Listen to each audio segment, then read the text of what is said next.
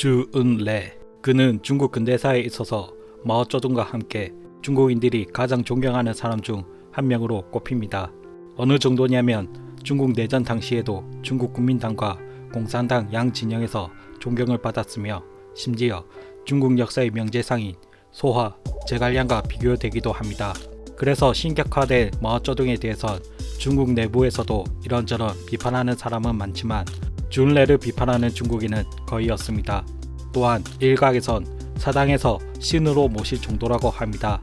그런 그가 1963년 6월 28일 중국을 방문한 북한 조선과학원 대표단 20명에게 중국 총리로서 공식 사과를 했습니다.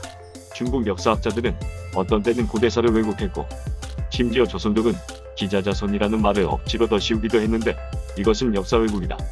어떻게 이렇게 될 수가 있단 말인가.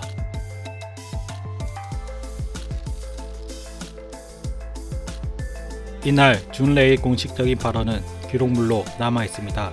주은래는 그날 발언에서 한국과 중국 사이의 고대사, 중세 역사에 관련해서 역사 연대에 대한 두 나라 역사학의 일부 기록은 진실에 그다지 부합되지 않는다. 이는 중국 역사학자나 많은 사람들이 애국주의, 애국 쇼비니즘 관점에서 역사를 서술한 것이 주요 원인이다. 그리하여 많은 문제들이 불공정하게 쓰였다. 이 대목에서 한중 간의 역사 왜곡 문제에 있어서 근본 책임이 중국에 있다고 말합니다. 한마디로 중국이 한중 간의 고대, 중세 역사를 중국이 왜곡하고 있다고 시인한 것이죠. 그리고 그는 신뢰로 유화, 송화강 유역에 모두 조선민족의 발자취가 남아있다며 이를 증명하는 것이 유화, 송화강 유역, 도문강 유역에서 발굴된 문물, 비문 등에서 증명되며 조선문헌에도 그 흔적이 남아있으며 분명한 사실이라 재차 강조했습니다. 그리고 현재 중국이 노리고 있는 고구려 역사에 대해서도 진 한나라 이후 빈번하게 야오허 유역을 정벌했는데 이것은 분명 실패한 침략이다. 당나라도 전쟁을 치렀지만 또 다시 실패하자 당신들을 무시하고 모욕했다. 그때 여러분 나라의 훌륭한 한 장군이 우리 침략군을 무찔렀다. 발언하며 고구려의 역사가 한민족의 역사임을 인정했습니다. 또한 발해의 역사에 대해서도 진고 부근은 발해의 유적이 남아있고 또한 발해의 수도였다. 거기서 출토된 문물이 증명하는 것은 거기도 조선민족의 한 지파였다는 사실이다.